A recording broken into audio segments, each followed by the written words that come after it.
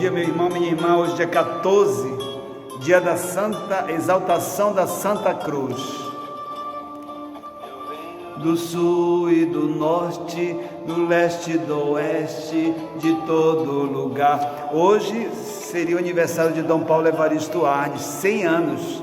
Esse grande profeta que eu tive a alegria de conviver, que eu tive a alegria de trabalhar, que eu tive a alegria de ver esse profeta no meio do povo, fazendo a massa crescer como fermento no trigo. Em nome do Pai, do Filho e do Espírito Santo. Amém. Nesse dia da exaltação da Santa Cruz, o Evangelho é João 3, de 13 a 17. O Senhor esteja convosco. Proclamação da Boa Nova de Jesus Cristo, segundo João. Naquele tempo, disse Jesus a Nicodemos: ninguém subiu ao céu, a não ser aquele que desceu do céu, Filho do Homem. No mesmo modo como Moisés levantou a serpente no deserto, assim é necessário que o Filho do Homem seja levantado, para que todos os que nele crerem tenham a vida eterna. Pois Deus amou tanto o mundo que deu seu Filho unigênito, para que não morra todo o que nele crê, mas tenha a vida eterna. De fato, Deus não enviou seu Filho ao mundo para condenar o mundo, mas para que o mundo seja salvo por ele. Palavra da salvação. Glória a vós, Senhor. Um comentário aqui importante. Da cruz nos veio a eterna salvação. É da cruz que vem a salvação, né?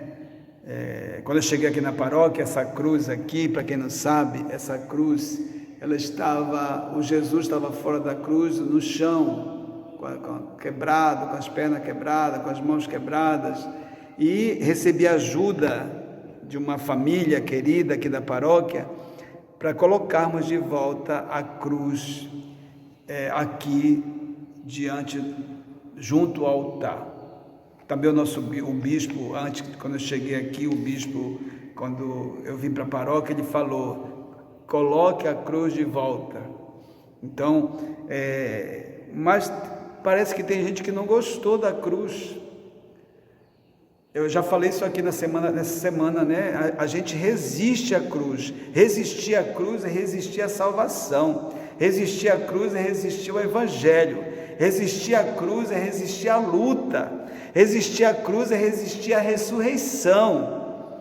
É o grave pecado nosso resistirmos à cruz.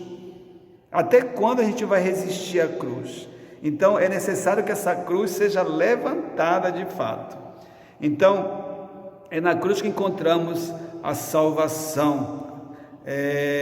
Ela é sinal do cristão, mas não basta fazer o sinal da cruz e dizer-se cristão, pois a pertença à comunidade e o compromisso com a justiça são sinais indispensáveis. O altar do Calvário tornou-se fonte eterna de amor e de redenção, pois fomos resgatados pela doação amorosa de Cristo a nosso favor. Então que nós possamos viver a cruz não é viver a morte. Viver a cruz é viver a luta, viver a cruz é viver a salvação, viver a cruz é viver a ressurreição, porque é na cruz, a partir da cruz é que a igreja nasce, é a partir da cruz que nós nascemos, é a partir da cruz que nós criamos o ânimo de construir uma igreja viva, uma igreja ressuscitada, uma igreja que ressuscita junto com Jesus. Então, o Filho do Homem será levantado para que todos os que nele crerem tenham a vida eterna. Então, essa cruz vai ser levantada para que nós tenhamos vida, e vida em abundância, vida eterna. Deus amou tanto ao mundo, a cruz é o sinal do amor de Deus, é o exemplo maior. Deus amou tanto o mundo que deu seu Filho único para que morra, para que todo aquele que nele crê tenha a vida eterna, ressuscite. E Deus mandou seu Filho ao mundo não para condenar, a cruz não é para nos condenar, Jesus não é para nos condenar, a cruz é para nos salvar. Se a gente quer a salvação, vamos aceitar a cruz, vamos carregar a cruz, não só fazer o sinal da cruz, não só andar com uma cruz no pescoço, mas assumir essa cruz, ter essa cruz na nossa vida, renunciar a si mesmo, tomar a nossa cruz e seguir Jesus. Pegar essa cruz e ser sinal de luta, uma igreja que luta, uma igreja que transforma, uma igreja que não se acomoda diante das dificuldades, dos problemas da vida. Ave Maria, cheia de graça, o Senhor é convosco. Bendita sois vós entre as mulheres, bendito é o fruto do vosso ventre, Jesus. Santa Maria, Mãe de Deus, rogai por nós, pecadores, agora e na hora de nossa morte. Amém. Nossa Senhora Aparecida, rogai por nós. Santa Guinela e São José, rogai por nós. Aqui, continuando a carta aos Gálatas, tem outro autor aqui, José Antônio Ferreira, o hino batismal, Gálatas 3, 26 a 28. Chave para a leitura da carta aos Gálatas. No 50º ano do mês da Bíblia, saboreando a carta aos Gálatas, na revista Vida Pastoral e também no texto base da CNBB, buscou-se o ardor bíblico desta carta, da unidade em Cristo, que ajuda a viver a comunhão fraterna. Gostamos de ler a carta aos Gálatas, começando com o hino batismal, capítulo 3, 26 a 28. De forma esquemática, eis os acontecimentos que estão na origem dessa carta. Paulo havia evangelizado a Galácia, região da atual Turquia. As comunidades, por um bom tempo, caminharam muito bem na fidelidade ao Evangelho, por um bom tempo. Um fato inesperado: alguns judaizantes foram depois à Galácia pregar um Evangelho diferente, ou seja, baseado na lei e nos costumes do judaísmo. Esses dias nós falamos muito disso, né? Os costumes, ficar preso ao costume. Teus discípulos não lavam as mãos, seus discípulos, você trabalha no dia de sábado, seus discípulos apanham espiga de milho no dia de sábado. Então, ficar preso aos costumes, às leis, né? E vai combater isso. Várias pessoas evangelizadas por Paulo aderiram à pregação dos judaizantes. Então, várias pessoas que tinham sido evangelizadas, entre aspas, começam a entrar nesse costume judaizante, num outro evangelho que não é o evangelho de Jesus. Algumas pessoas mandaram notícia a Paulo falando da divisão. O apóstolo ficou indignado e escreveu a carta demonstrando a sua revolta. Já falamos sobre isso, né? É uma carta bem conflituosa, para pedir aos Gálatas que revissem suas posições. Paulo contou que também em outras experiências cristãs originárias aconteceram muitas tensões. Disse que só existia um evangelho, para já ir mostrando que os judaizantes não foram leais.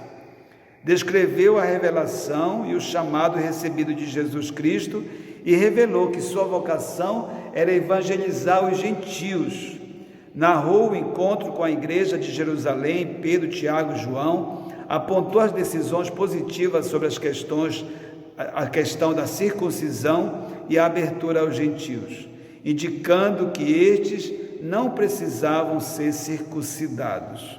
Outro conflito, lei do puro e impuro, estavam criando barreiras. Em Antioquia, vivenciava-se excelente momento comunitário durante as refeições, nas quais se reuniam os gentios, circuncisos e judeus cristãos. No entanto, foram para lá, vindo de Jerusalém, da parte de Tiago, alguns cristãos que eram contra aquelas experiências. A reação foi forte. E outros judeus cristãos, com hipocrisia, recriaram-se com medo e agiu com fingimento. Quanta coisa, né? Quanta coisa importante. Eu vou marcar aqui para a gente continuar amanhã, no dia 15. Importante saber, né? Em que momento foi escrita a carta, como foi. Olha como é bom ir descobrindo a Bíblia, cavando e lendo. Leia e descubra o que está por trás de cada palavra, de cada situação. Que o Deus da vida, meu irmão, minha irmã, te abençoe abundantemente. O Deus que é Pai, Filho e Espírito Santo. Amém. peito eu levo uma cruz, no meu coração, que disse Jesus. No peito eu levo uma cruz, no meu coração, que disse Jesus. Eu sei que eu não tenho Minha idade da maturidade de quem já viveu. mas sei que eu já tenho a idade de ver a verdade, o que eu quero é ser Ido e cansado de um negro passado, de guerras sem fim. Tem medo da bomba que fez e da fé que desfez, mas aponta pra mim. No peito eu levo uma cruz. Tenha um bom dia, meu irmão, minha irmã. Fique na paz. Tchau, tchau, tchau.